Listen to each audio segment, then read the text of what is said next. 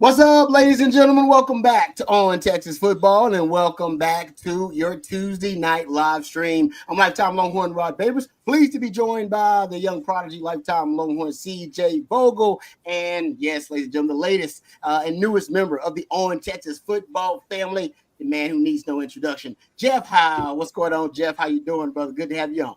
I'm great. I think we're gonna get there's a chance we could get crotchety CJ tonight because he's had a rough couple days traveling. So I like that. Our boy may be a little crotchety tonight, Rod B. Yeah, I don't mind that. A little quick tempered with the takes tonight. So if y'all got anything y'all want a quick take on, let me know, and I'll start firing them from the hip. But we have seen CJ throw his damn hat. That's when we know he's really upset and he's annoyed with there it is. Boom. Exactly. I mean, Matthew just turned it into a gift, so it's a beautiful thing. So yeah, if y'all can get Matthew to throw his hat again, there you go. That's kudos to you. All right. So you can obviously drive the show in any direction you guys want. You know how this works. We'll try to answer and address as many questions as you want. So throw the questions out there. Super chats, they can jump to the front of the line, interrupt the show at any time. We can talk about a number of different things. Thank you guys for joining us, number one. I really appreciate everybody who's joining us from all over the country, all over the globe, actually, part of the On Texas Football family. We're going to get to Daniel Jeremiah's latest top 50. He introduced, I think today, actually, his top 50 big board. And there are some Longhorns getting a lot of love on that top 50 big board. We'll discuss that. CJ actually is on the ground, always boots on the ground. So we'll discuss get some Senior Bowl updates from CJ. Some of the guys who decided not to participate in the Senior Bowl. We do have a Longhorn, Barryn Sorrell, who is there already working out. So we'll get some updates there as well. CJ actually put out a couple of videos on his Twitter. So you can go check that out before we get into it. Also, I want to dive into Xavier Worthy playing in the Super Bowl. I don't think you realize Xavier Worthy's got. I don't know what the Super Bowl MVP odds are because that's going to be Patrick Mahomes if they win. All right, we know that. But I got to tell you, Xavier Worthy is going to play a critical role for the Chiefs in this. What I'm predicting is going to be a Super Bowl win, maybe in their three-peat. But I'll tell you why that is the case. So we'll get into that too a little bit because Coach Shipley gave me a stat the other day that blew my mind. That and I'm sorry, Matthew is a Philadelphia Eagles fan, so I apologize. Philly could win this damn thing. They really could. I'm just looking at it from the Longhorn perspective because the most impactful Longhorn in the Super Bowl will probably be Xavier Worthy. But could be a Charles Omenihu. Moro Ojimo is also participating on the Philadelphia Eagles side. But we'll talk about Xavier Worthy because Coach Shipley's stat that he broke down the other day that no Longhorn has ever scored a touchdown in the Super Bowl just got my mind to wondering. He said he predicts Xavier Worthy is going to be the first Longhorn to score a touchdown in the Super Bowl. And I think he's right. The more research I do on it. So we'll talk about why that is the case coming up a little bit later on. So a number of different things that we'll get into on the show, of course. We'll also get into a little bit of the transfer portal departures. Now, there's been now a list of the schools who have had the most transfer portal departures in this cycle. So we'll get into that because some of those schools that are listed, programs that are listed, actually the Longhorns will be playing this upcoming season. So we'll talk about that as well. So we got a lot of stuff to get into on the show. First and foremost, though, CJ, let's talk about the Senior Bowl a little bit. Let's get into it because you put out some videos. Barryn Sorrell, I got to tell you, looking pretty good. Now, this is a good crop of defensive end and edge rushers, edge defenders that he is competing against and competing with there at the Senior Bowl to try to increase his draft stock. What did you see there, boots on the ground? Yeah. So I'm out in Mobile, Alabama for the Senior Bowl this week. There's expected to be a couple more Longhorns this week, but as Texas played pretty deep into the season, you saw a couple of them drop out. And that's similar to what we saw with Penn State. I don't think Ohio State has a single player participating this week either. So the 6 Longhorns that were expected to be either in the Shrine Bowl or the Senior Bowl, right now only Barryn Sorrell is participating. But Roddy had a heck of a day.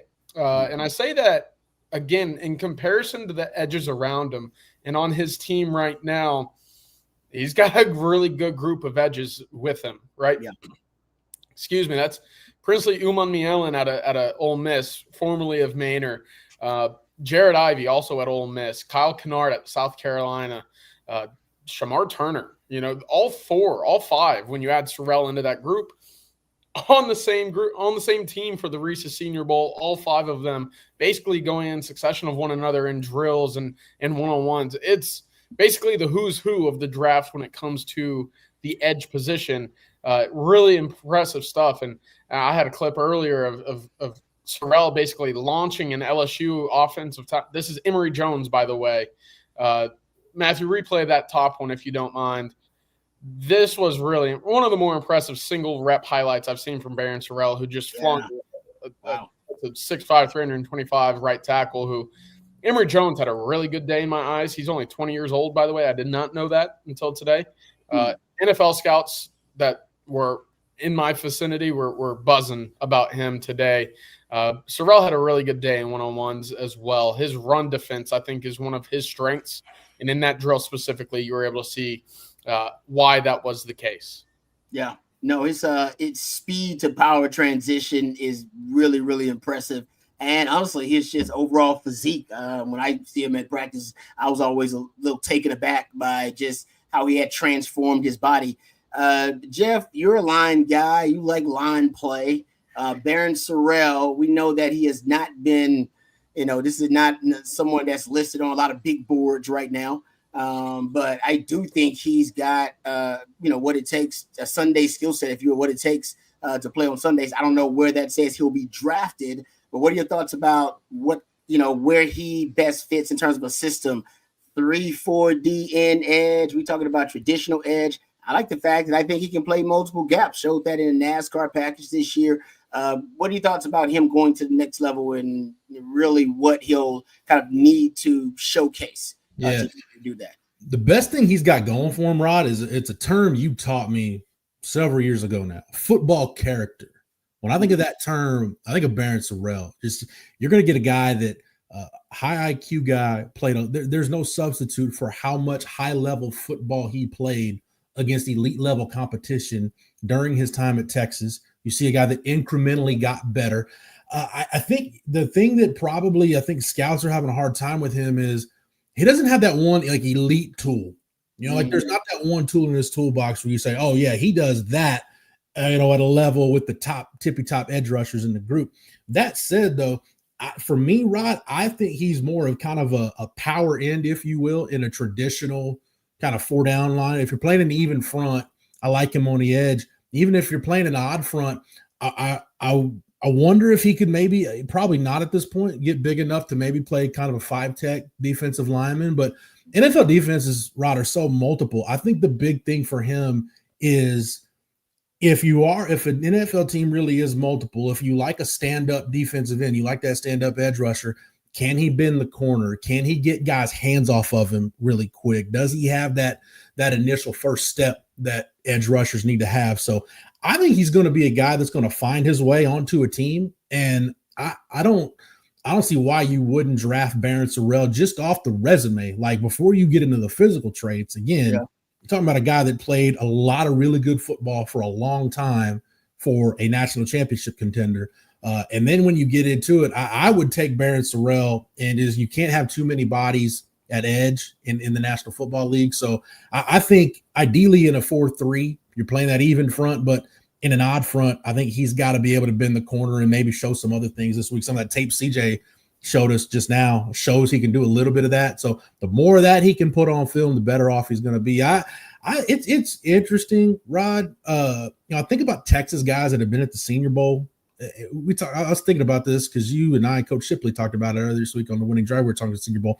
I can't think of a Texas guy that in a non-injury situation went to Mobile and it hurt their stock. Whether we're talking about Jordan Hicks, Quandre Diggs, Poona Ford, go on down the list. Christian Jones last year. Yeah, it was great. Usually Texas guys that go to Mobile end up helping themselves. And the only guy that didn't get drafted, and Jim Nagy and I actually had a really good conversation over the summer about Poona Ford because he was with the Seahawks when they got Poona Ford, and he's like, we knew we were getting a steal. We were getting a guy that we don't know what the rest of the league was looking at, but we didn't care. We got a guy that had draft value as an undrafted free agent. So other than Poona, who was a unique case, everybody's improved their stock. So I don't see why Barryn Sorrell isn't going to get in the draft and be, Rod, probably in that 5th round range. Right. Yep, I'm with you. Late rounds is where I see him, but like I said, I do think he's a guy with a Sunday skill set. I love that analysis, though. I don't. If you ask me to tell you what his elite physical trait is, I don't know if he has an elite physical trait. Right. but it is a collection of traits where there is not a ton of downside. Like I don't think I can tell you that he has a tragic flaw to his skill set as an edge. Yeah. I don't know. This one thing that'll keep him from being an NFL player. Yeah. That. So I'm with you. I think, but that'll keep his low because you get drafted on those elite traits, and I don't know what those elite traits are, but in terms of a well-rounded overall skill set, I mean, I've been watching this dude for long enough, and I'm with you. I think that ultimately get him into a training camp, and I think he'll impress a little bit more. And I do think he has the ability to make a roster in the league. We're seeing more of these type of guys, Rod. You and I talked about it a couple of years ago. We talked about it with a guy like Jackson Shipley. We talked about it with some other guys that when they get to camp because of their football character and just their ability to be good ball players. We guys that are really hard to cut for a team. Like, man, we want to keep that guy. We want to try to keep him on practice squad or whatever. I think Barryn Sorrell is going to be one of those guys. He's going to be on a roster. CJ, I want you to see if you can find something out for me this week in Mobile. And then, Rod, you and I talked about this too, and you study and talk to people in NFL circles than I do. But I feel like once you get into day 3 of the draft, you're looking for either one or two things. You're looking for a guy that's got like an elite tool. It's almost like, in later rounds of the baseball draft, like, hey, we're just looking for hard throwers. We'll teach them how to be pitchers, right? You're looking for that guy that's got that one elite tool. Like maybe we can craft that. Or, man, some schools, like I know the Cowboys have actually done this, and this is why some of their drafts have been better. Some franchises just look at, hey, we just want good ball players that played at big-time programs, and they're going to come in here and not be overwhelmed by the talent level in the National Football League because of what they saw in college and what the tape shows. So I don't know, CJ, Rod, I don't know if you guys want to take that, but I just feel like once you get into the 5th, 6th, 7th round, that's what you're looking for. You're looking for that one elite trait, or just you're looking for ball players at that point. Yeah, certainly in the sense of experience in my eyes. I think that carries a lot of weight too. You saw that last year at times with Christian Jones specifically, right? He was a guy who had really 2.5, close to 3 years of true starting experience at Texas, with other, years in games filtered in where he was off the bench for the Longhorns. I look at Barryn Sorrell as a guy like that. Jake Majors probably won't test very well amongst centers, but 57 career starts at the University of Texas. If there's not one single team that looks at that and says, yeah, we want that guy to come to our organization, our franchise, I would be absolutely shocked. So that's another name for me where I think football players with experience at a high level will benefit in the draft. He's certainly one, both Sorrell and Majors in this draft specifically. And I do think that will also help guys like Vernon Broughton, who, again, I think would have greatly benefited had he showed up to Mobile this week, and gone up against some of these big-time offensive linemen as well, just like we saw with T'Vondre Sweat last year, right? Remember that highlight of Sweat just bending a center in half? I believe it was Bo Limmer from Arkansas, and who ended up starting for the Rams, who went 2 rounds deep in the playoffs this year. So that level of play, that one highlight that you can just kind of point to and say, okay, he's doing it against what we project to be a round 3, a round 5, a round 1 guy. Those one highlights go a long way. But experience and snaps for me, I think Broughton might get some sort of boost in his stock there, because pass rushing from the interior is not a common thing that you find at any level, really. Yeah. No, that's a good point. Jonah here with the super chat before we. There it is. Man. Damn. Yeah, look, I thought that dude had hurt. I thought he was injured. Honestly, look at that. Look at his right leg. It collapses. Yeah, legs aren't supposed to bend like that. No, it collapses underneath it with that kind of weight. I was worried that dude was hurt, but no, man. But T'Vondre Sweat though, when you start I believe he played more snaps than any rookie defensive lineman in the league last year. Wow. When we kept talking about how it was there were questions about his weight and, would that translate to the NFL and was he too big? And we just kept saying, man, if you watch him, and he actually ended up with 552, I believe, defensive snaps. as a rookie, and that was the most for a rookie defensive lineman. Most snaps by any rookie defensive lineman season. But because he could stop the run on the early downs, and then he could rush the passer on later downs. He got to the point where there's no reason for him to leave the field.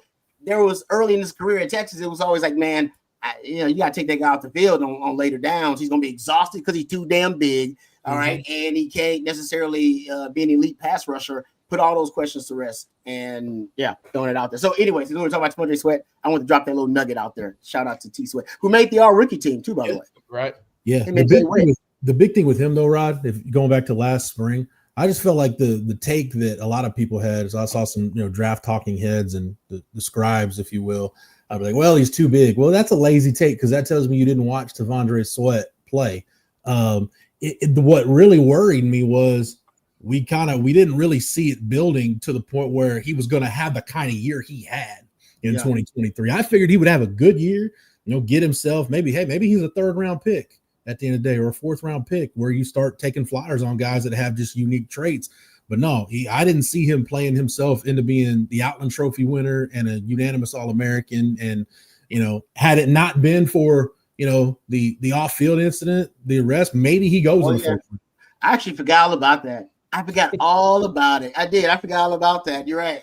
Right before he had his stock drop a little bit because of the weight thing and because of that. He technically, I believe, is still like one of the top 2 heaviest D tackles in the league right now. He's got to be one.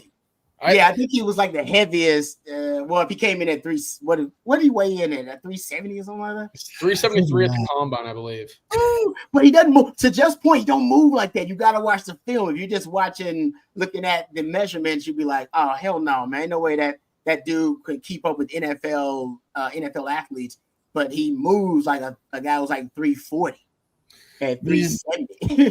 The Lord is doing interesting things with human bodies now. But I don't know what's going on with some of these linemen in the state of Texas, CJ. But like some of those guys we were around on junior day, like Jamion Winfield from Richardson, the defensive tackle, who might end up being a 5-star caliber guy. He weighed at 302 at junior day, and I'm like, man, you look like you're 270. Like he's gonna be a 320, 330 pound athletic defensive tackle. And it's just because he carries the weight well. Toa Katoa from Euless Trinity, 374. And it's not like he's just a big sloppy guy. Like as put together as you can be at 374, he is. It's wild to see young linemen that are that big, but it's not sloppy. Like they got it together. For Katoa specifically, you could have told me anywhere from about 335 to about 380, and I would have said, okay, that makes sense. And then again, when you watch the tape, there's no way that it looks like he's a 375-pound, 16-year-old, 17-year-old moving the way he does. It's remarkable. Nick Robertson, another one at a spring for sure. Klein High School, 345 pounds, 343, I think is what he weighed in at. It's impressive, but even on the flip side, right, those smaller bodies that we've talked about, I mean, Jonah Williams, big body. Lance Jackson, big body. Justice Terry, Michael Terry. 100%. We've talked about Nick Townsend. This next class as well. I mean, Bo Barnes needs to be in that discussion as well. These guys that are 240 pounds running sub 11, it's remarkable. It's not something that we've seen a whole lot recently, but for whatever reason, we're starting to see more of it. Yeah, Rod, Kyle Flood would have loved to coach the offensive line that you played with at Texas. Like if Kyle Flood could have got his hands on a Lionel Garr or William Winston, the guys you played with, Antoine Kirk Hughes. It's weird how Texas went from those kind of guys and then we want leaner linemen, and Flood's like, nope, the bigger the better. So it's almost like if you just followed Texas football, it's almost like you're throwing it back to where it was 25 years ago. Honestly, I think, if I'm not mistaken, it had to be like the Makovic era, because even Mack inherited some of those guys. Mm-hmm. Right? Yeah. Mack inherited some of those guys like Big Mike Williams and Leonard Davis. Those are guys he inherited from the Makovic regime, right? Ben Adams, Jay Humphrey, those guys weren't small. Yeah, so I want to say that was Makovic. Maybe that was like, nah, man, we're going big humans. And then you're right. It's amazing. All that stuff is cyclical. And now we're back at big humans again. Right? The biggest offensive line in NFL history at the time was the Dallas Cowboys offensive line when they were in the midst of their dynastic run. And Jimmy Johnson's idea was, I want big humans. I want the biggest humans that ever existed on my O-line. Yeah. And that was right. And from then on, I don't know if the NFL ever shifted back though.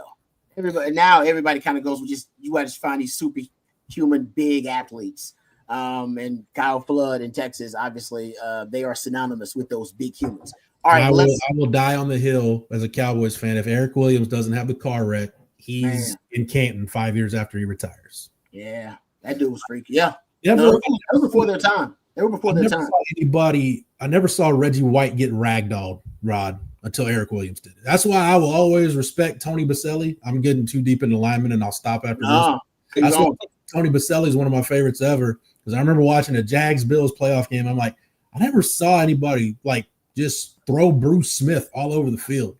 And Tony Baselli just had his way with Bruce Smith I think it was a wild card game. And I'm like, man, if you could do that to Bruce Smith and Eric Williams, you can do that to Reggie White, you can do it to anybody. Yeah. No, I'm with you, man. That was ahead of their time. That's why that's part of the reason that they went on that dynastic run. All right, enough Cowboys talk. Getting back to Longhorns, we'll talk about Daniel Jeremiah's top 50 big board here in a second. Several Longhorns and where they're ranked listed in that top 50. But first, let's thank our friends over at Andy Ludicky and his team for being a part of our team here at Orange, Texas Football. If you're looking to diversify, you may be someone like me that has their hands in multiple businesses. Well, Andy can help you diversify by finding you businesses that will fit your time allotment and your financial goals. You can reach out to them today at 404-973-9901, or you can email Andy and his team at andy@myperfectfranchise.net. If you've been stuck in the corporate rat race with 2 weeks PTO and no control over the money you make or your schedule in general, call Andy and he will take you through a process to help you find businesses that will fit your skill sets and your financial goals. Franchise ownership isn't for everyone, but if you have a desire to take control of your financial destiny, give Andy a call today at 404-973-9901, or you can reach out to him via email at andy@myperfectfranchise.net. Thank you very much to Andy Ludicky and his team for being a part of our team here at On Texas Football. All right, let's hit some questions. Jonah with a super chat. Thank you, Jonah. Jonah Williams, enthusiast, says, Jeff, I don't think I've introduced myself to you yet. I'm our local Jonah Williams enthusiast, of course. Also, can you guys tell the people what we're getting with Jonah in our secondary? I'll tell you what, enthusiast. The best comp I've heard for Jonah Williams, and you probably got to go, might need to go into the YouTube machine and find some archives. Dustin McComas actually made this comp. Said it reminds him of Chad Jones at LSU. And it's a great comp because Chad Jones was a two-way player too. He was a really good baseball player. Texas baseball fans will remember he was one of the guys on that 2009 LSU team in the College World Series, but was a guy that was, I think, a third-round pick by the Giants, with just an all-around athlete. And, I think with Jonah Williams, CJ, you can speak to this too, obviously. I look at Jonah Williams on defense and Michael Terry on offense, and I kind of feel the same way about both those guys. I don't want to pigeonhole them into a position. I feel like you're selling them short. In other words, if you tell Jonah Williams, hey, you're just a safety, no, I want him to be a safety, and I want him to learn the nickel position, and I want him to be a dime linebacker, and I may want him to have a package where he can rush the passer, just like Michael Terry. I don't want him to be a tight end. I want him to learn some tight end with some slot receiver and put him out wide and have him at running back. So I just think he is a dynamic playmaker who I just want a movable chess piece that I just want to move all over the field. Yeah, what makes me so encouraged about that, Jeff, is the way that Jahdae Barron was used this year, right? Mm-hmm. You start at nickel for the most part in 2023. You don't move around all too much. There were moments, I think against Washington and the Sugar Bowl, they moved him around a little bit. Against Kansas State in that overtime game at DKR, they ended up bumping him outside. But other than that, he was basically in the box. This year, even after moving outside, we still saw plenty of snaps of him basically playing middle linebacker when they would go super light pass protection or pass coverage and third and long situations, whatever it was. They bumped him around, right? It was nickel, it was linebacker, essentially. It was outside corner. Wherever they could put him to utilize him and basically highlight him was really encouraging. And I always think back to, I believe it's the 2022 offseason or going into the 23 season. Pete Kwiatkowski went up to Dallas and he met with Dan Quinn, who, sorry to go back to the Cowboys, but he was the defensive coordinator for the Cowboys at the time. And he kind of just spoke about how, and I remember this vividly going into a season, he goes, we talked to him a little bit about how he used Micah Parsons and how he's the best football player on the team, and you got to just use him in different situations. Can't always just have him, outside wide on a offensive tackle, because what can you do? You can throw a running back at him, you can throw a tight end at him, you can chip, you can bump, you can make life difficult, you can slide a guard to him even. Switch him up, move him inside, make him play some stand-up linebacker, whatever you can do to get him free looks at the quarterback is the way that you're going to win football games and be impactful defensively. And what did we saw that immediately with the Marvion Overshown the next year, right? A guy that was coming into his own at the linebacker spot, learning more of the defense and being used in more unique ways. Now, obviously, Anthony Hill's become that guy. Jahdae Barron's been another. So anytime that Texas has had one of those transcendent talents defensively, I feel like we're seeing them utilized very successfly. And that's encouraging when you look at not just a Jonah Williams, who I'm ecstatic for, but a Justice Terry, guys along that front seven, a Lance Jackson, another one who maybe could play right away at a 5 or a 7 tech. But you could certainly use them in different ways along that defensive line, and for Jonah Williams, anywhere basically in that back seven, you feel like, yeah, okay, he's got a good shot to play some meaningful football early on.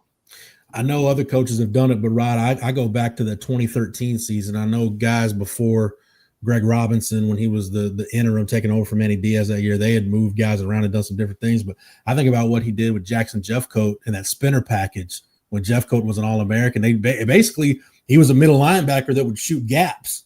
And I remember we would all ask Greg Robinson, like, why are you putting your best edge guy at middle linebacker? Why not? He's getting to the quarterback. We were just trying to find different places to put him. So I remember that was kind of the early, it's not quite like Madden where you just, can move guys around, but in a way it kind of is. Just find your best player and find ways to deploy him properly so he can make the most impact. Yeah, we've seen, offensive coaches do this for years, right? They're supposed to be hunting matchups. I think now there's a new wave of defensive minds. It's now, I think it's more mainstream, widespread, where they're looking at specific defensive players, just hunting matchups. You're just trying to find matchups. And to your point, Jeff, and also to the points that CJ brought up as well about Pete Kwiatkowski going down to hang out with Dan Quinn. Dan Quinn, one of my favorite defensive minds. I've brought him up on this channel several times. They have moved Colin Simmons around a little bit in that NASCAR package. He's not just on the edge all the time. Sometimes they'll bump him inside a little bit. I don't necessarily like when they drop him, but I get it. Yeah, you want to make sure to mix up the looks. But as Will Muschamp once said, Jeff, thoroughbreds don't go backwards. Exactly. I need that dude. I need that dude rushing the passer. But they have mixed it up, and I've been saying for 2 years now that I believe Texas. And I've heard Sark mention, and I've brought up several times that Sark, whether describing his recruiting class or talking about, his philosophy overall, defensively, offensively, he's using more words like multiple and position flex, and he's using more of those terms. And I think that in his head, whether he wants to major in it or minor in it, that Texas now, whether in roster development, all right, by cross-training guys, or whether you're talking about in talent acquisition, they're looking at multiplicity. They're looking at ways to be multiple and players who can bring at that added level of multiplicity. Now, look at all the guys on defense now who have hybrid roles, right? You brought up Anthony Hill. You brought up Jahdae Barron. We just talked about Barryn Sorrell. Barryn Sorrell would bump inside on that NASCAR package and become a guy you can move inside. Jelani McDonald now coming down to big nickel. Right, the defense is multiple, not only in philosophy but also with the deployment of its personnel.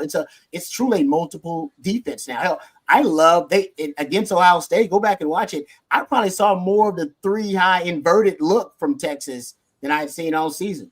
They were basically using what Ohio State was using against them with Caleb Downs as that inverted defender. They were using their own version of it, which I also think is fantastic. Matter of fact, Jonah Williams, that's what he needs to be. That inverted defender, let him just freestyle and use his instincts. But I love where the defense is going. I think you're right, CJ. I think the Dan Quinn conversation or meeting I think it did have an influence on them and how to use guys and weaponize them and weaponize their multiplicity. I think Sark's connection with the Shanahan clan and Kyle Shanahan and following him and having that friendship, and Dan Quinn as well. These are guys who major in multiplicity philosophically in the NFL and have had a lot of success with it.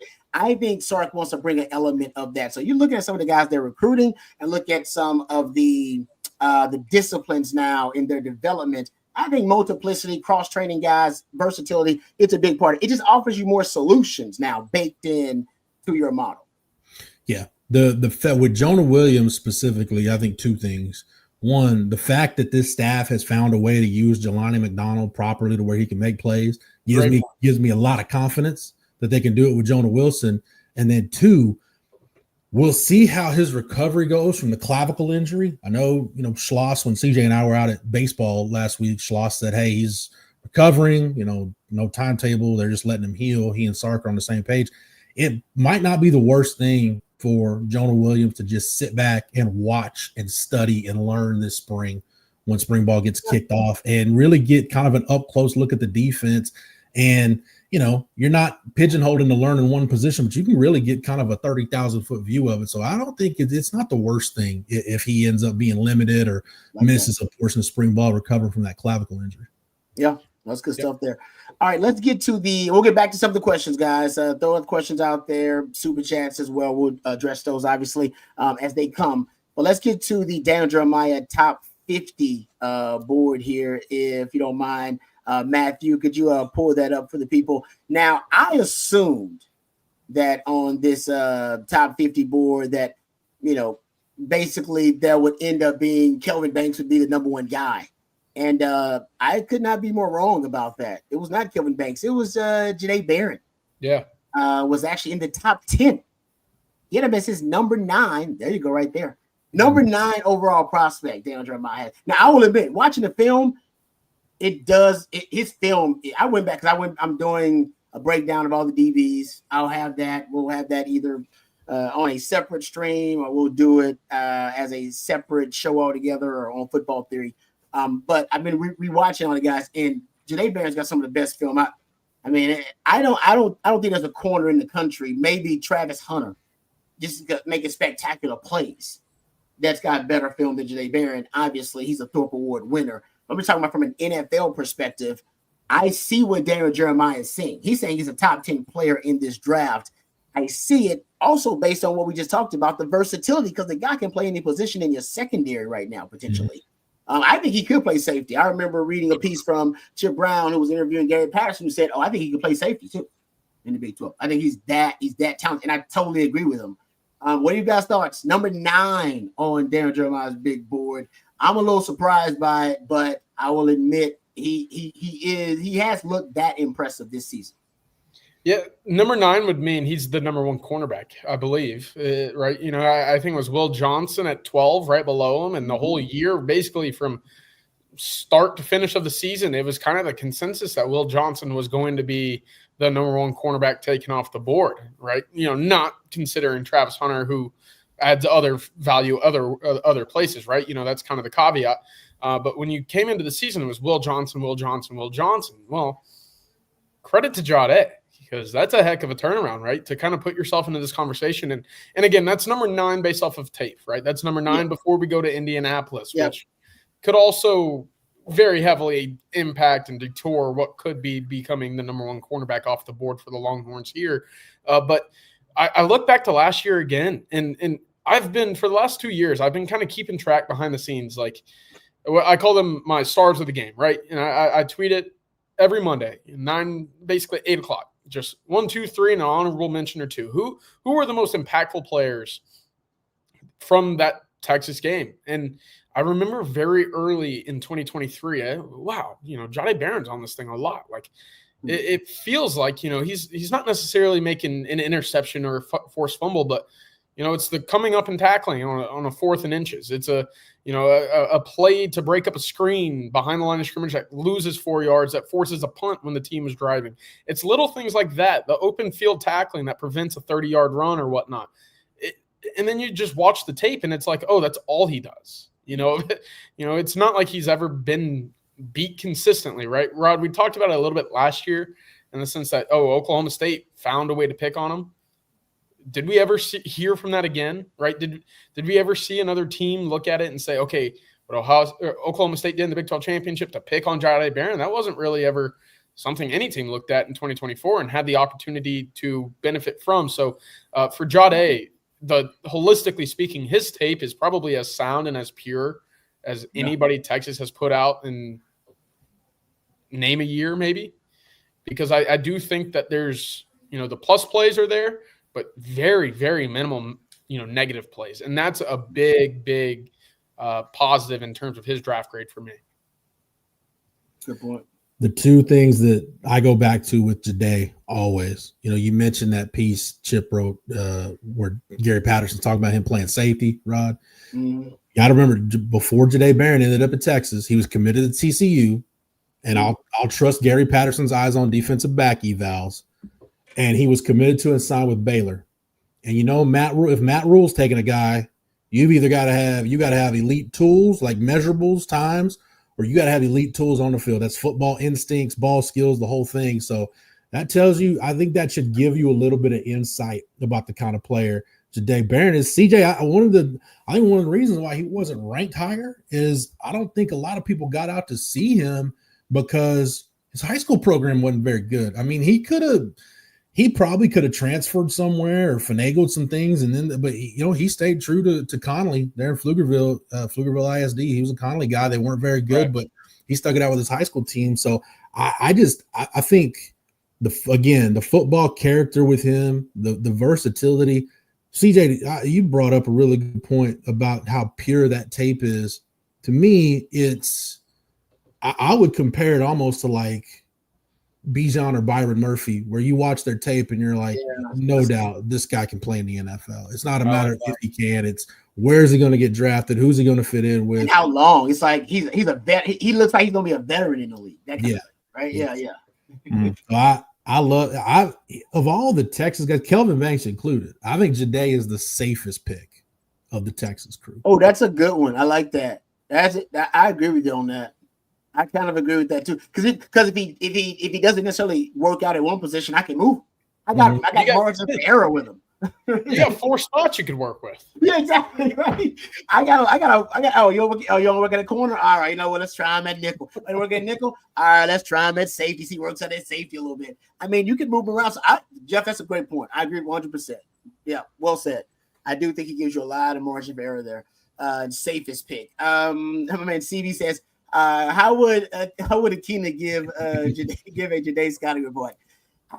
Oh man, his film is pure, man. It's pure. It's pure, man. It's like that good stuff, man. You get a little taste of it. You just want a little bit more, man. A little bit more of that Jahdae. He's just that good. Yeah, so that's not why Coach Akina would give him. But I would say Coach Akina would love Jahdae Barron because of the football IQ, the acumen. He's a student of the game. I've called him a football investigator. Because I watch him before the snap diagnosing clues to the play. Yeah. And a lot of times, and this is how the Oklahoma State got him last year, they figured out, all right, we got to use his investigative skill against him. All right, we got to give him clues, we got to give him false clues. Because he's taking all these, and we got to lead him in a different direction. And they did that. I said that sounded a little like Gollum in the ring. Yeah, that was more like Gollum. Yeah, that's a good point. Could have been that. Get a Lord of the Rings reference there. But I do think that that's the best part of his game, and that's what Coach Akina would have appreciated. Man, his football IQ, I think, is through the roof. That's why he can play all those different positions, in my opinion. I think too, Jahdae's always been a big film guy. There's been some DBs that have come out of Texas lately that weren't big film guys. That's Jahdae's opposite. He's a huge film guy, and I think he wants to be a coordinator, right? Didn't he say he wants to be a defensive coordinator? And I think because of that, Terry Joseph, I think, trusted him to kind of do his own thing. He wasn't bound to the scheme. He trusted him like, Jahdae watches enough. And that goes back to, I saw CB mentioned it in the comments. That goes back to that 2022 TCU game where he watched film. And I haven't seen a game from a Texas defensive back where you had a guy single-handedly just blow up an opponent's perimeter screen game, which he did. He shut it. He shut down. What do you have? Like three and a half tackles for loss in that game. So yeah, he was. I have so much respect for Jahdae Barryn, not just because of who he is and what he does on the field, but how he goes about his business. He's a pro already.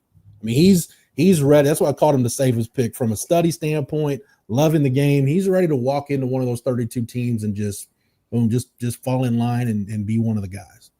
Yeah, no, I agree with you on that. So Darren Jeremiah loves him, as we all do too. I can't wait to see what team actually ends up drafting Jahdae Barryn. I don't know if it really matters, but I can't wait to see what team gets him. Ultimately, it ain't going to be a great team because I think he's going to get drafted that high. But I do think he's a guy that's going to end up being a vet in the league. All right, Kelvin Banks, another guy who thinks is going to be a vet in the league. Usually he would be considered a top 10 player on most people's boards. He dropped to 19 in this on this big board for Darren Jeremiah. I mean, Kelvin Banks, I think he's the second tackle and the fourth lineman overall, I believe, lineman overall, and Darren Jeremiah's big board. I mean, Kelvin Banks has been an NFL player since he was just looking like a guy that was going to play in the NFL since he was a freshman, which he was starting since he was a true freshman.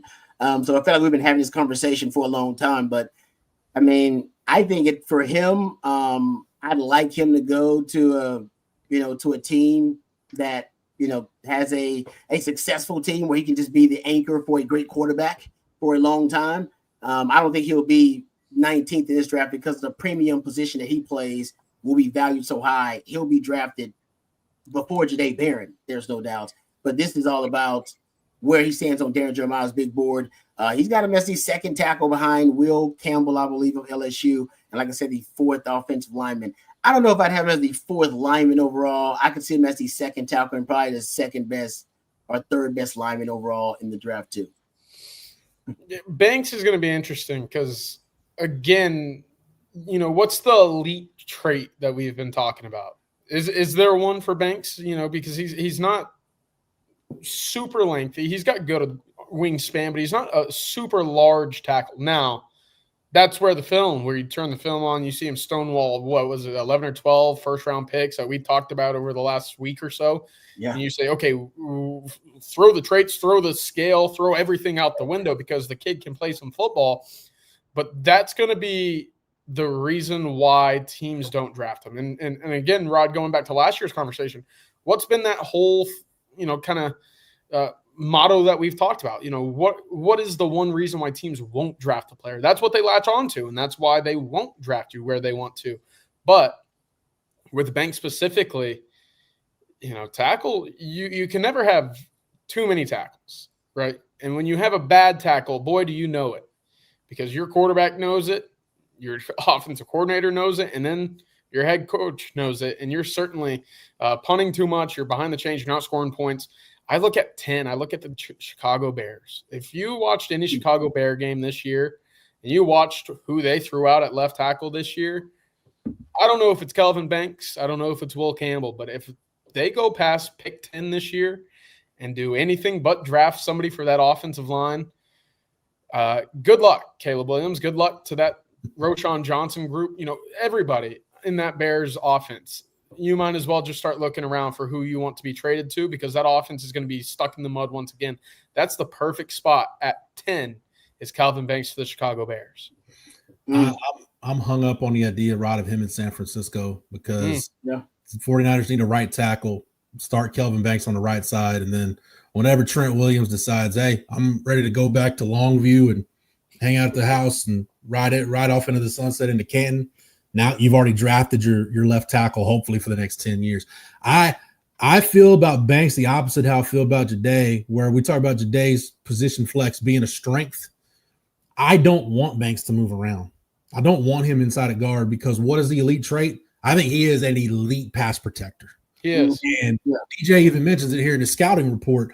He's got some technique things that can be cleaned up, but that natural feel when a guy has his kick slide down and that natural feel to protect the quarterback and win those one-on-ones on an island, you can't coach that. Guys either have that or they don't. You can get better at it, but you can't be elite at it. I think that's just God-given. So I think that's his elite trait. He is an elite pass protector.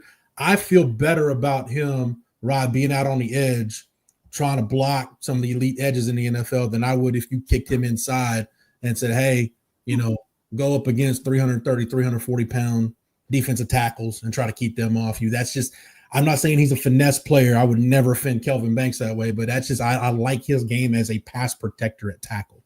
Yeah, if everything, let's just say it blows up and say he doesn't work out at tackle, yeah, of course you can move him in. You can move him in the guard, and he'd be serviceable, more fine and serviceable there at guard. But I'm with you. If you want him to be a star in the NFL, his star ability is his ability to keep quarterbacks clean. My favorite Kelvin Banks line. He said, "I want my quarterback untouched by the hands of man." It is beautiful. I always thought I should put on a T-shirt, right? I want my quarterback. And the way he said it, I was like, God, he's thought about that. He's sat in his room and thought about that before. I want my quarterback untouched by the hands of man. And I think, but to your point, Jeff, I think he knows that's my elite ability. Put me out there on an island with an elite, edge defender, edge rusher, and I can do more than hold my own and win more than my fair share. I can shut most of them down and, pretty much win that matchup for you. All right. Win. And I always say, if you're building a football team, on the outside, you need guys that can just win one-on-ones, right? The inside of the guts of your football team is different, right? The guts of your right. You're talking about interior defensive linemen, interior offensive linemen. We're talking about quarterbacks, talking about off-ball linebackers, talking about safeties, all those players in the central nervous system of your defense. You're talking about running backs, tight ends. That's a little different. But on the outside, your corners, your wide receivers, your tackles, your edges, mind you, a lot of premium positions on the outside. Why? I need guys that can win one-on-ones. I need my wide receivers that can win one-on-ones. I need my deep corners out there winning one-on-ones. I need my edges winning one-on-ones because you're out there in island basically with a great tackle. And I need my tackles to win one-on-ones. That's what that is an elite ability. And I always say if I'm recruiting guys, I'm recruiting coverage specialists, guys I know can just flat out cover, because I don't think you can teach guys that. I think it's hard to teach a guy to cover. You can have great skills. We've seen it. Doesn't mean you're going to be a great cover guy just because you've got some elite traits and athletic ability. That is just a knack. That's something it's programmed early that you're born with. And I think Texas is recruiting coverage now. They're recruiting coverage specialists. I agree with you about Kelvin Banks. I think the ability to be able to pass protect an elite level against elite edge defenders with elite athletic traits, that's just something it's just like coverage ability. That's something you got given. I think pass rushing ability, a lot of time is some of that too. You can get better at these things. I'm not saying you can't improve, but if you want to be elite at it, a lot of times that's God given. You're born with that. Yeah. Colin Simmons, the best pass rusher on your damn team now as a freshman. All right. Anthony Hill was the best pass rusher last year on your team as a freshman. It's God given. They just got it. All right. And I think you're right about that with Kelvin Banks. That's where he will excel on the outside because we've watched it year after year. Yep. Two things. One, when you talk about Sark preferring looking for guys in coverage, right? I think that's some of that Nick Saban stuff, because after hearing, I want to listen to the whole thing, but after catching Nick Saban portions of him on the Pivot podcast, he said Bill Belichick taught him, hey, there's three things a defensive back has to do to be able to play for Bill Belichick, and it came the same thing for Nick Saban. You got to be able to tackle. Remember, Rod, Dwayne Akini used to tell you guys it's an insult if somebody calls you a cover corner. You got to be able to tackle. You got to be able to cover man-to-man, and you got to be able to play the ball in the deepest part of the field. If you can't do those three things, you can't play for Nick Saban. And I think we're starting to see Sark target some of those things in recruiting. The other thing with Kelvin Banks, Kelvin's a better player than the guy I'm going to mention. I don't want to have happen to Kelvin Banks what happened to Connor Williams.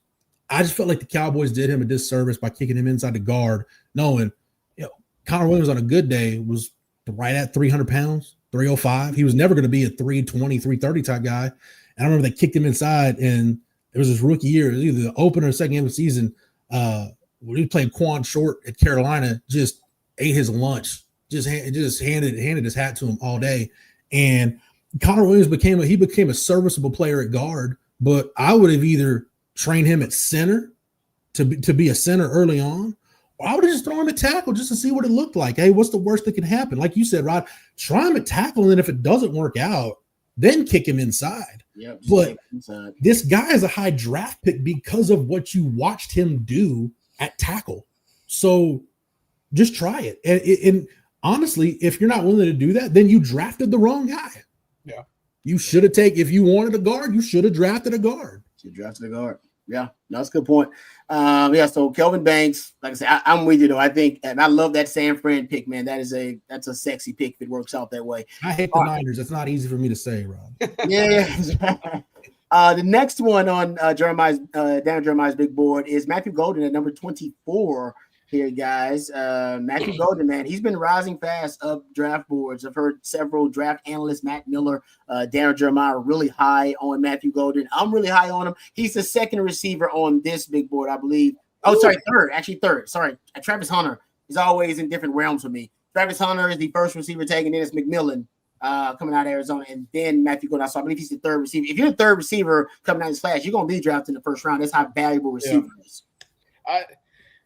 I might lose some Texas fans here. I don't see Golden in the first. I don't. And I think wide receiver is probably the one spot that you could point to the most when it comes to the NFL draft and say, okay, teams overthink it, right? They look at the combine, they look at the 40s, they look at the height and the size, and they say, whatever they did in college, we can throw that out the window because we'll fix him, right? We'll turn him into the wide receiver with those traits that we think he can be rather than the wide receiver that he is, if that makes sense, right? And too often have we seen that be the case, right? Kevin White, a guy that ran 4.35. Jalen Reagor, a freakishly athletic, quick twitch wide receiver from TCU, didn't work out. There are so many examples of, freakish athletes at the wide receiver spot that went first round and they just never really figured it out. Now, does that mean he's going to be a flop in the NFL? No, but I think it's because NFL teams more so look at the underwear Olympics and say that's why that's a first-round pick at wide receiver than anything else. Look, I look at it like this. The best wide receiver I saw today for the Senior Bowl in Mobile was Jack Beck, the wide receiver from LSU that transferred to TCU. He was tremendous. And I guarantee you haven't heard his name in the top 50 of any of these wide receiver lists. Go look at his production too, because I believe he was a 1,200-yard guy this year. So it's one of those things where these guys can play some football. Ladd McConkey, very much similar last year. But I think that unless Matthew Golden finds a way into a low 4.4, I don't think that you're going to see him in the first round just because teams look at height, size, speed, and say, okay, we'll turn him into the wide receiver that we've dreamt of, and it justifies that first-round pick. Yeah. No, wide receiver is the deepest position in football. I've been saying it for years at every level. So if anything would hurt it, it's just a deep position. It is every year. I think with Matthew Golden, this is how I've wrapped my head around him because I'm kind of with CJ. When you just look at him, I don't see a first-round wide receiver. And I'd love to be wrong, but I just don't. But where I can see him going in the first round is this. Like you said, Rod, wide receiver, it's deep, but it has become a premium position. And if you're a team at the back end of the first round, like let's say, think about the playoff teams that would need one. Like think about Buffalo, the Commanders, Detroit, Washington. Maybe you feel like, hey, we've got a franchise quarterback right now. We want to maximize our window. We feel like another dynamic receiver is one piece that we're missing. We'd rather address that in the draft than try to address it in free agency or with any of our other picks. Take the receiver now, where you might not be drafting him saying we need him to be a number one. We're drafting him to be one of our top 3 or 4. Mm-hmm. So I think from that standpoint, I could see it. I also think too, and I may be just getting on this point way too much. I just think with the change in the kickoff rules, a really good top-notch kick return guy can change games for you and win field position. Golden can do that. We saw him do it at Houston. He didn't get that many opportunities to do it this year at Texas. But at Houston, he might have been the top kick returner in the country. We just didn't get to see him do it all that much this year. Yeah, that's a good point. Yeah, well, we didn't see it here in Texas, but I've seen it on film watching him when he transferred to Texas from U of H. So I'm with you on that too. That's a good point there, Jeff. All right, the last Longhorn ranked here on Darren Jeremiah's big board is a little surprising at number 50. You have Alfred Collins. And I shouldn't be surprised because there have been a lot of folks that have been talking about him as he's going to be a fast riser. We talked about this last on the I think the winning drive actually, that he's going to be a fast riser in the pre-draft process. He's just a freak, man. You look at him physically, and he passes the eye test physically. Now he's finally got the film this season to back that up as a guy that can be a dominant run stuffer, a game wrecker on early downs, and also be a pass rushing presence on later downs. The only thing that's going to hurt him, guys, really deep D tackle class here, CJ. And you get a chance to watch some of those guys at the Senior Bowl. It's a really deep, talented class of D tackles this year. Yeah, it's deep. I talked about the edge room down here in Mobile. The defensive tackle spot's very deep too, and that's even without some of those Ohio State guys, some of those Notre Dame guys. Penn State not represented either. All of these guys, obviously no Vernon Brown, no Alfred Collins. Most of those teams that played deep into the college football playoff, they're saying, hey, let's take step off the gas pedal. Let's refresh and prepare for the NFL Combine that's coming up. The testing numbers. I think that's exactly what's happening with this group here. But I'm really excited to see what Alfred Collins tests like. We talk about elite traits. Look, Alfred Collins is lengthy. He can run. He can move. He was the makings of a 5-star kid out of Bastrop in was it Cedar Creek? Cedar Creek. I love Alfred Collins, and I think he's going to wow folks quite a bit in the Combine. All eyes were on Tavondre Sweat and how slow would he run last year, and we come to find out he could move pretty well, especially at his size.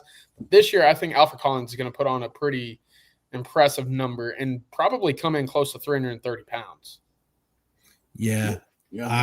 I'm excited too. I'm right there with you, CJ, just to see what he does. And because as far as I know, when he was a recruit, we never really got verified numbers on Alfred Collins. So I'm interested to see what he does. I want to know what it looks like. Everything I said about Barryn Sorrell earlier, where it's like, well, does he have an elite trait? Does he have an elite tool? Man, we know the elite tools Alfred Collins has. We've seen it. Yeah. And the fact that it all came together for him this year, like you said, Rod, that was the piece he was missing. We talked about it last year. Like, if Alfred Collins would have come out last year after the 23 season, he would have been drafted. Yeah. Somebody would have taken a flyer on him in the 5th, 6th round, just said, hey, he is too big. God only makes a certain number of human beings like Alfred Collins that are that big, that athletic, and can put it together. So somebody would have taken a flyer on him. Now that he's got the film, he's easily a day 2 pick. Could he get himself into that 1st round mix? Probably not, but I think he's a solid 2nd, 3rd round pick and is going to make somebody really, really happy. Someone's going to look really smart with Alfred Collins. Yeah. Because real quick, just going back to those 5 stars that you don't see a whole lot of early on in their career, you kind of forget them, and then you start to see them flash. And when it comes to a couple years of starting time, when they go to the draft, and you say, oh, when you stack them up against guys who started longer, saw more snaps, saw more production, and you see them physically stand next to one another or go through drills the same way, you say, oh, okay, that's why you were a 5-star kid.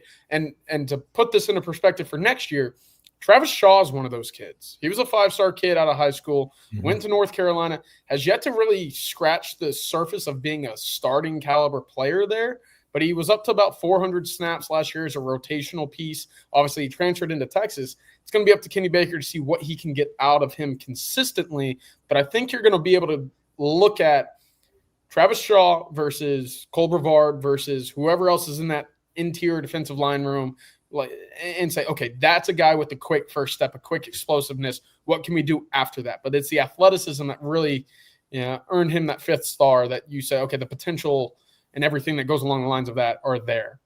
Yeah. The other thing with Alfred, Rod, something you like, I know you draft him, you got a guy, it doesn't matter if you're an even front, an odd front, he can play multiple shades and be effective. Like situationally, if you want to go big, you can put him, line him up on an offensive tackle and let him try to rush the passer. I mean, you don't want him doing that all the time, but if you needed to do it, you can move him all up and down the line. So I love the versatility. Like I said, it's a little bit risky, kind of like we were talking about Sweat earlier last year. Like, okay, it's really with Alfred, it's really 1 year of proven film.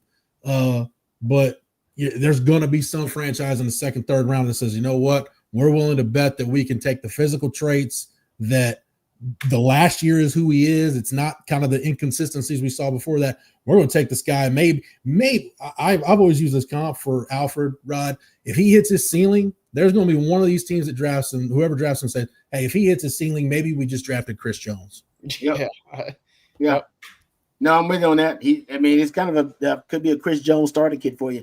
Let's thank our friend Mark Saunders before we move on here. Mark Saunders, if you are worried about protecting some of the most valuable things in your life, Mark Saunders is the man that you need to call when it comes to protecting all your stuff. Wouldn't it be great to have one place that protects it all? Here's some good news, great news actually. Local Texas Allstate agent Mark Saunders is the only insurance agent you need. Everything from your home, car, and boat to your motorcycle, RV, and ATV. All you gotta do is call Texas Allstate agent Mark Saunders' office today at 512-218-8571. That's 512-218-8571. Are you in good hands? With more than 35 years of experience, you will be with Texas alum Mark Saunders. If you're looking for someone local in Austin, Round Rock area, just give Mark a call today, 512-218-8571. Really appreciate All-State agent Mark Saunders for being a part of the On Texas football family and for sponsoring our Tuesday night live stream here. All right, before we get to a couple more items, I know we're getting close to the end of the live stream. I see some questions here. A couple of questions. How about this one from this one comes from Antoine. Says, do we see Brock King and Tank King landing in this class? It's a really good question. And look, I know that they were both on campus this past weekend for the junior day. I just stopped in Port Arthur Memorial while making the drive down to Mobile for the Senior Bowl. Cool city, by the way. I actually like Port Arthur quite a bit. It was a little quiet, right on the water over there. First time down there. But to the question, I think kind of remains a wait and see, right? A TBD. I think Texas likes Tank King quite a bit. I think he's higher in that mix. The fact that neither of them left Austin with an official visit scheduled kind of puts some pause to me a little bit, because we did see Texas get to that point with a number of their big-time targets, especially on the offensive line, say, all right, you're coming to our campus again in June, and we're making sure of that 5.5 months out, right? That was a big point of emphasis for them. Tank King, really interesting, because Texas A&M is involved. He wants to get up to Michigan. He wants to go see the Wolverines. Nebraska is trying to get involved with both of them. So I do think that Texas would be in a good spot for Tank. Good linebacker class as well. Where Brock sits currently is going to be really interesting because, look, both of them are really close with Ty Anthony Smith out of Jasper. Obviously, they know Jalen Gilbo from his time at Port Arthur Memorial. And then Brock played with Cade Phillips and Caleb Chester a year ago. Same 7-on-7 team. They trained together. So a lot of ties. Should Texas push super hard for both? I think both would end up in the Texas class.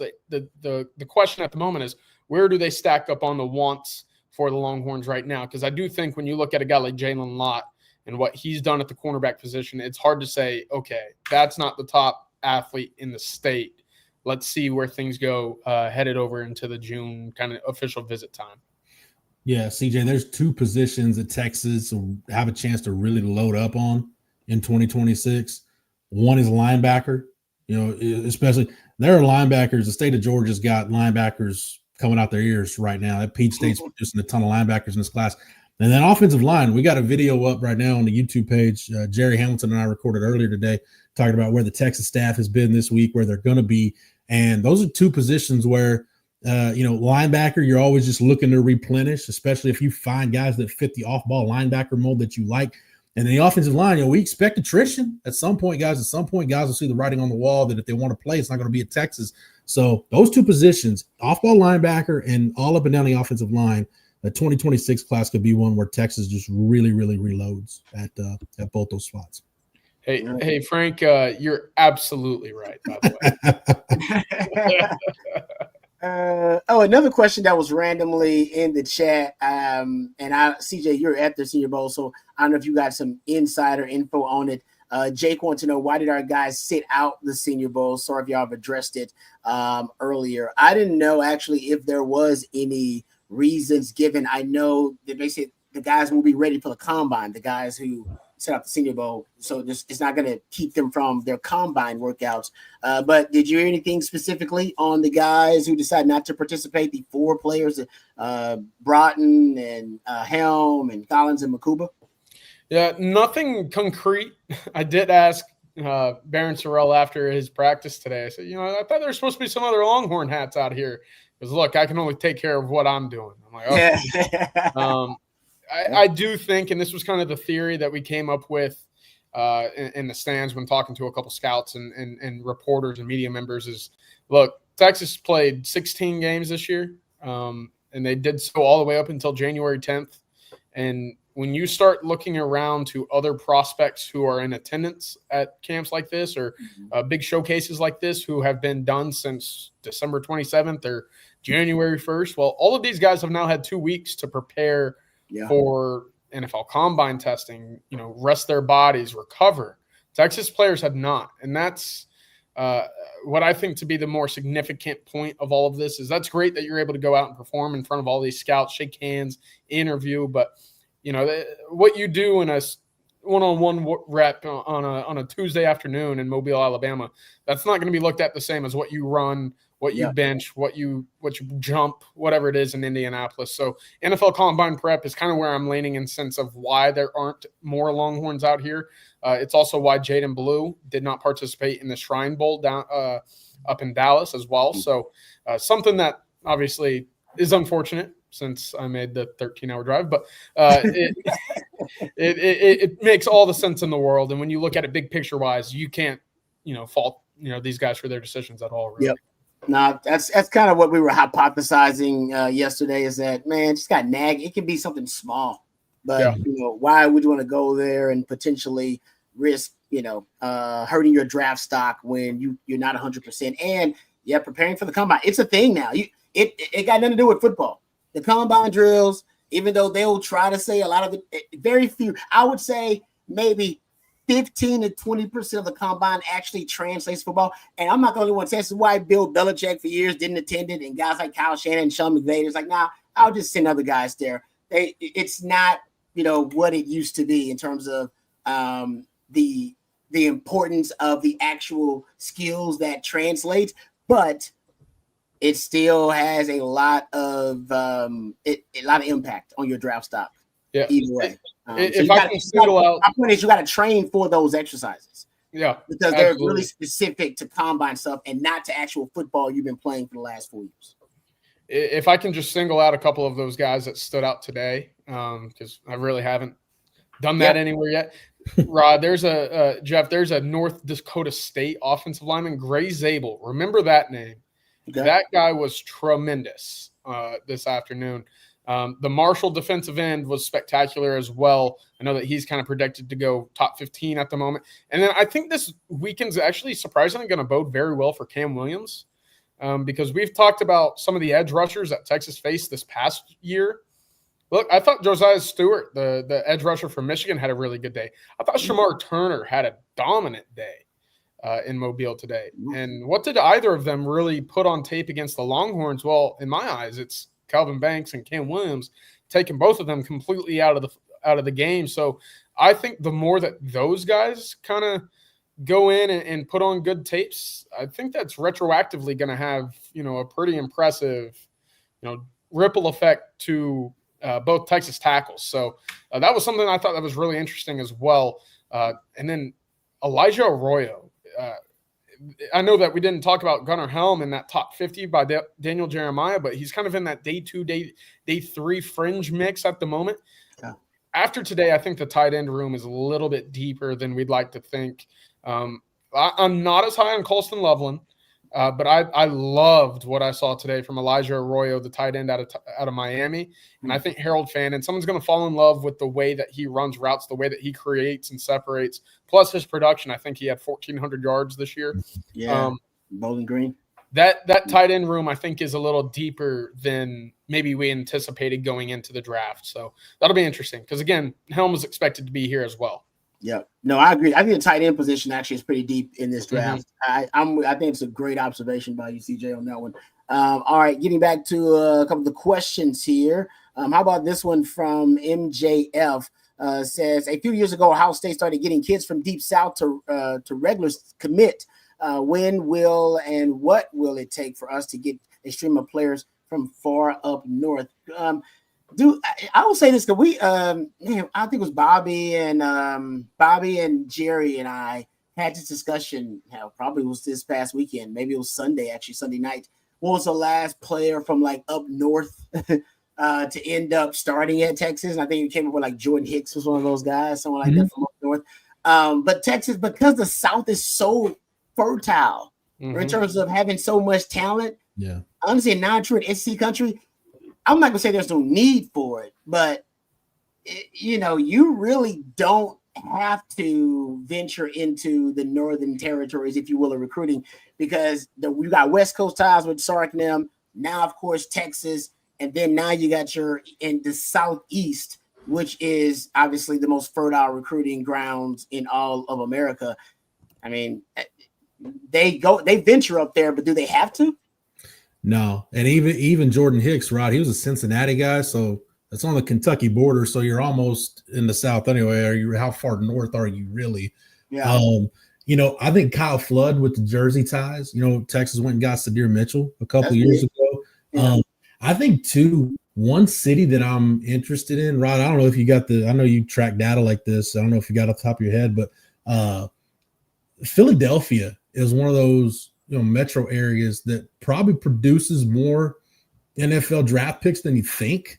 And Kyle Flood with his Jersey ties, they can recruit from up there a little bit. But like I said, Texas going to the SEC, and the fact that Texas is winning now, let's not forget that's a really big part of this.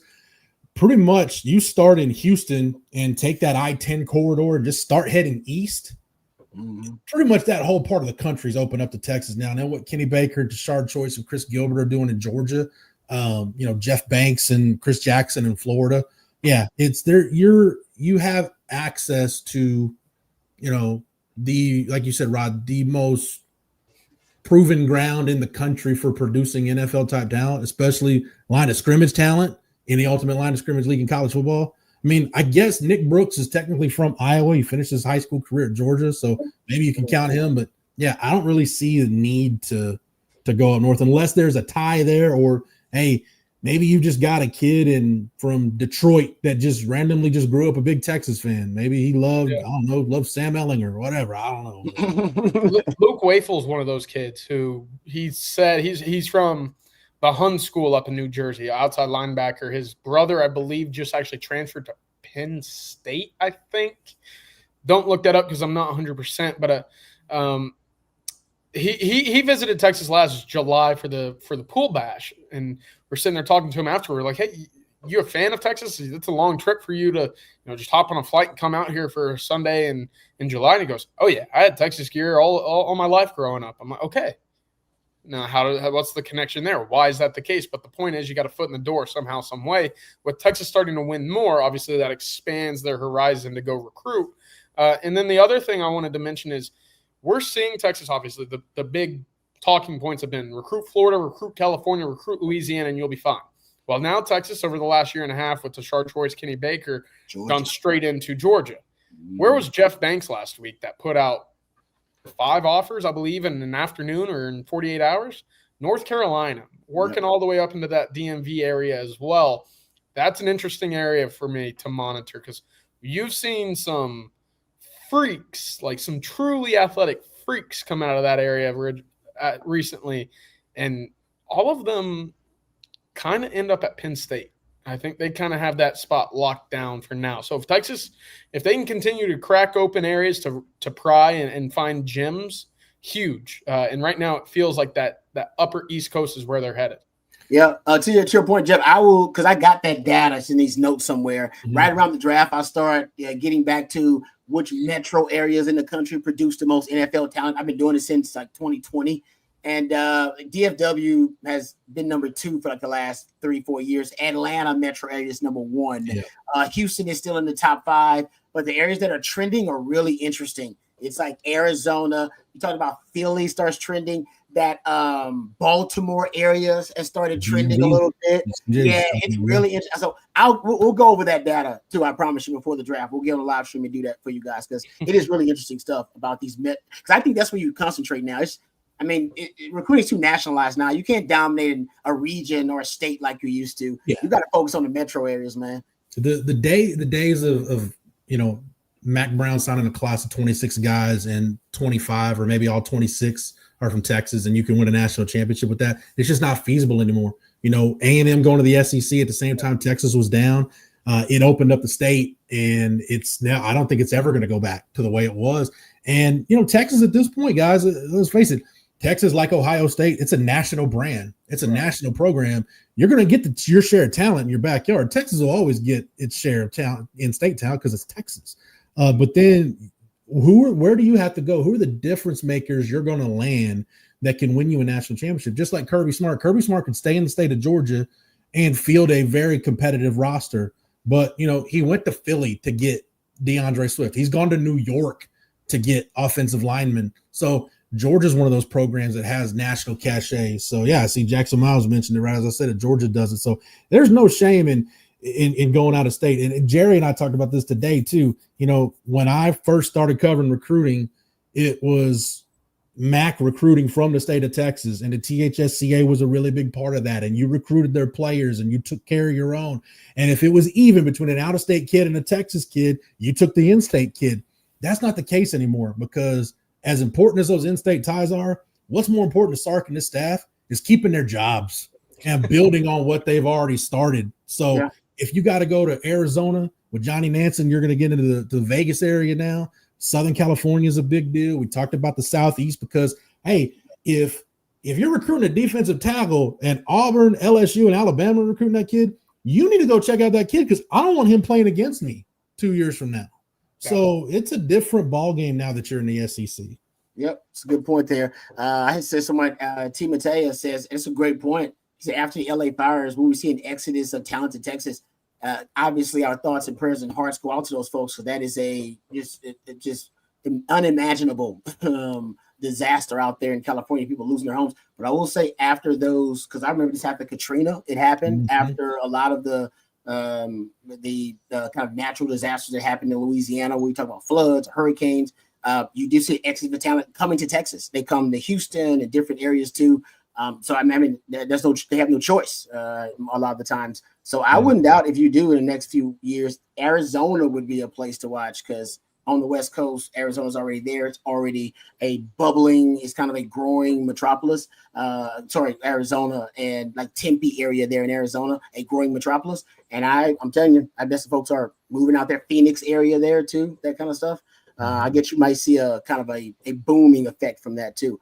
All right, let's thank our last sponsor before we end our live stream tonight. Thank our friends over at Andy Ludicky and his team for being a part of our team. If you're looking to diversify, you may be someone like me that has their hands in multiple businesses. Well, Andy can help you diversify by finding you businesses that will fit your time allotment and your financial goals. If you're stuck in the corporate rat race with 2 weeks PTO and no control over the money you make or your schedule in general, call Andy and he will take you through a process that will help you find businesses that will fit your skill sets and your financial goals. Franchise ownership isn't for everyone, but if you have a desire to take control of your financial destiny, give Andy a call today, 404-973-9901, or you can email him at andy@myperfectfranchise.net. That's andy@myperfectfranchise.net. All right, ending our live stream. Thank you guys for all the questions. Sorry we couldn't get to all of them. One last one. Here, this is from David Keith Williams. It's from you, CJ. I know no one wants to address this question, but the 26 wide receiver class being so deep and getting deeper with Booby Feaster reclassifying, do you think Chris Stewart remains in the class? Yeah, that also is going to be really interesting because last year we saw two of the top first four commits in the 2025 cycle actually reopened as the cycle progressed, right? That was Brandon Brown being one of those as well, who ended up at LSU. Anthony Williams, the other, who was at Shadow Creek. So it's going to be really interesting to see what Texas does with their early commits. Right now, obviously, Chris Stewart is very much all Texas, but we've seen a number of big-time college coaches walk into Shadow Creek, take a photo with them, let them know that he's recruited and going to be someone that they keep an eye on moving forward. So that wide receiving room In 26, look, we talk about guys, each position basically. State of Texas really deep at wide receiver this year, and Boobie Feaster reclassified in 26 certainly just adds to the mix.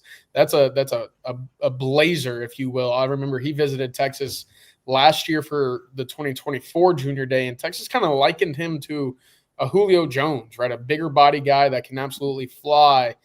Now, we'll see if that's still the case, if he's able to develop along that same curve.